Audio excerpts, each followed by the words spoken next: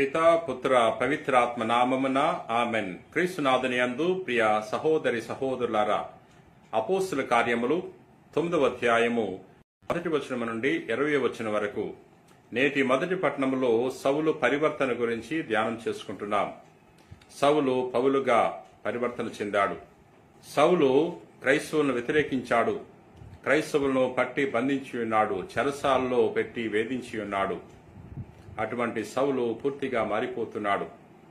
ప్రభు యొక్క దర్శనం పొందుకున్న తర్వాత తాను పరివర్తన చెంది ఉన్నాడు. ప్రియా మిత్రులారా, ప్రప్రథమగా సౌలు యెరూషలేములో ఉన్న క్రైస్తవ విశ్వాసులను వేధించాడు, బాధించాడు. వారిని చెరసాలలో పెట్టి బంధించి ఉన్నాడు. యెరూషలేము నుండి డమాస్కు వెళ్తున్నాడు.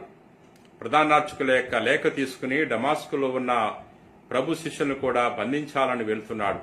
మార్గమధ్యములో తాను ఒక గొప్ప వెలుగును చూసి ఆ వెలుగును చూడలేక నేల మీద పడిపోతున్నాడు. అటువంటి సమయంలో ప్రభు సౌలుతో మాట్లాడుతున్నాడు. సౌలా సౌలా, నన్నేల హింసిస్తున్నావు అన్నప్పుడు సౌలు పలుకుతున్నాడు, ప్రభు మీరు ఎవరు అని ప్రశ్నించినప్పుడు ప్రభు తనకు తెలియజేస్తున్నాడు, నీవు హింసిస్తున్న యేసును నేనే అని తెలియజేసినప్పుడు సౌలు పరివర్తన చెందుతున్నాడు. సౌలు పౌలుగా మారిపోతున్నాడు. తన తప్పును తెలుసుకుంటున్నాడు. ప్రియా మిత్రులారా, ప్రభు సౌలుకు తెలియజేసి ఉన్నాడు, నువ్వు వెళ్ళు, డమాస్కు నగరానికి వెళ్ళు, అక్కడ నీవు ఏమి చేయాలో నీకు తెలియచేయబడుతుంది అన్నప్పుడు సౌలు తన యొక్క సహచరులకు సహాయముతో డమాస్కు నగరానికి వెళ్ళాడు. డమాస్కు నగరంలో ఉన్న అననీయాను దేవుడు ఆదేశించి ఉన్నాడు. దేవుని యొక్క ఆదేశం మేరకు అననీయ సౌలు వద్దకు వెళ్లి సౌలు శిరస్సు మీద చేతులు ఉంచి ప్రార్థన చేశాడు. సౌలు చూడగలుగుతున్నాడు.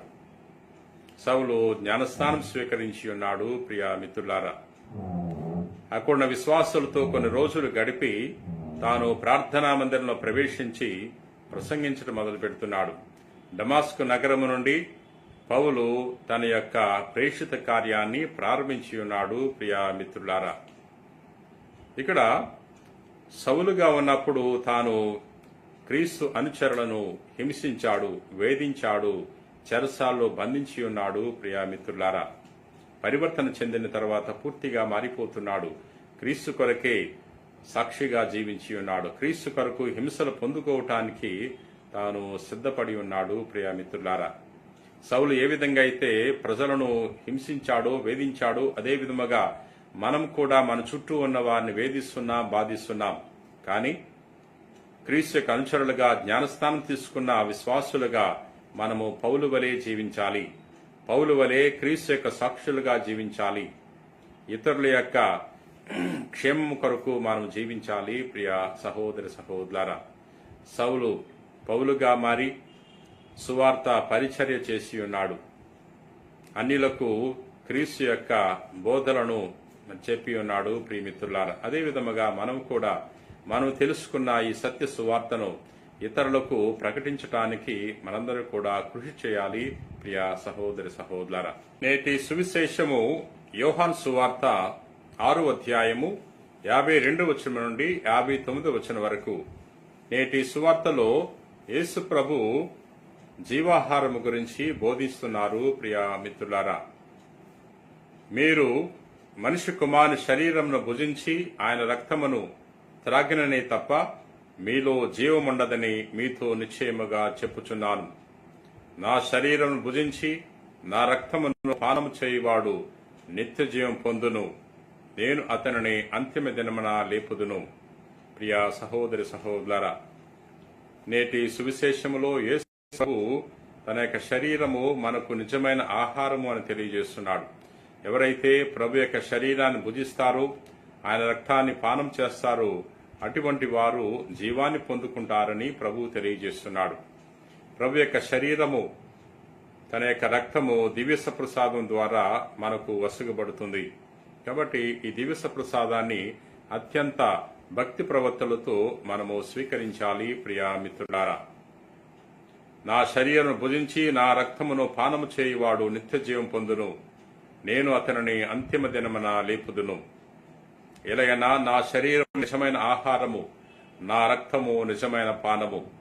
నా శరీరం భుజించి నా రక్తమును పానము చేయువాడు నాయందు, నేను వానియందు ఉందుము. జీవమగల తండ్రి నన్ను పంపెను, నేను తండ్రి మూలమున జీవించున్నాను, అట్లే నన్ను భుజించువాడు నా మూలమున జీవించును. ప్రియ సహోదరి సహోదరులారా, ప్రభువు తెలియజేస్తున్నాడు, తన యొక్క శరీరము గురించి, తన యొక్క రక్తము గురించి బోధిస్తున్నాడు. నేను తండ్రి మూలమున జీవిస్తున్నాను, అదే విధముగా నా శరీరమును భుజించువాడు నా మూలమున జీవించును అంటున్నాడు. అంటే మనము ప్రభువు దయచేయు ఈ ఆధ్యాత్మిక ఆహారాన్ని నిరంతరము మనం స్వీకరించాలి. ఈ భౌతిక ఆహారాన్ని ప్రతిరోజు మనం స్వీకరిస్తున్నాం. మన దేహము సజీవంగా ఉండాలంటే ప్రతిరోజు మనము ఈ భౌతిక ఆహారాన్ని స్వీకరించాలి. లేకపోతే మన యొక్క దేహము బలహీనమవుతుంది, నశిస్తుంది. అదే విధముగా ఆధ్యాత్మికమైన ఆహారము స్వీకరించకపోతే మన ఆత్మ నశిస్తుంది. మనం జీవాన్ని పొందుకోవటానికి మరి ప్రభు యొక్క శరీర రక్తాలను స్వీకరించాలి. ప్రభు చెబుతున్నాడు, జీవాహారమని నేనే అంటున్నాడు, జీవజలమును నేనే అంటున్నాడు, నేనిచ్చు ఆహారం భుజించువాడు ఎన్నటికి మరణాన్ని చవిచూడు అంటున్నాడు. నేనిచ్చు జలాన్ని స్వీకరించేవాడు ఎన్నటికి దప్పికగొనని తెలియజేస్తున్నాడు.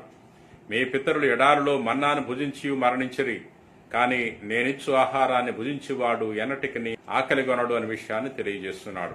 అంటే ప్రభు చెంతకెళ్తే మనకు సంతృప్తి, సమృద్ధి, జీవము వసగబడతాయి. అందుచేత మనం ప్రభుని చేరాలి. ప్రభు బోధించే సత్య సువార్తను మనము స్వీకరించాలి, ధ్యానం చేయాలి, ప్రభు యొక్క బోధల ప్రకారంగా జీవించాలి. ప్రియా మిత్రులారా, ప్రార్థన చేసుకుందాం. ప్రేమ కలిగిన ప్రభువా, దయగిన సర్వేశ్వర, ప్రభువా నేను స్తుతిస్తున్నాం, మహింపరుస్తున్నాం, గణపరుస్తున్నాం.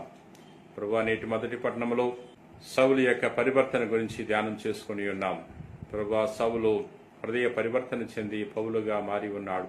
అదేవిధముగా మేము కూడా మా పాపాలకు మేము నశించి నూతన జీవితాన్ని పొందుకునే భాగ్యాన్ని ప్రసాదించండి. పౌలు ఏ విధంగా అయితే నీకు సాక్షిగా జీవించాడో, నీకోసం నీ సత్య సువార్త కొరకు హింసలు అనుభవించి సాక్షిగా తన యొక్క జీవితాన్ని కొనసాగించాడు, అదేవిధముగా ఈ లోకములో మేము అటువంటి గొప్ప జీవితాన్ని పొందుకునే భాగ్యాన్ని దయచేయండి. ప్రభువా, నేటి సువార్తలో జీవాహారం గురించి మేము ధ్యానం చేసుకుని ఉన్నాం. నీ కుమారుడు మా యేసుక్రీస్తు ప్రభు నిత్య జీవితాన్ని ప్రసాదించే ఆహారం గురించి బోధించి ఉన్నాడు. ప్రభువా, మేము ఈ భూలోకములో భౌతిక ఆహారం కోసం ప్రాకులాడుతున్నాం. అదే అంతకంటే ఎక్కువగా నిత్య జీవితాన్ని ప్రసాదించే ఆధ్యాత్మిక ఆహారం కోసం తప్పించే భాగ్యాన్ని దయచేయమని మా నాథుడైన క్రీస్తు ద్వారా మనవి చేయుచున్నాం తండ్రి. ఆమెన్.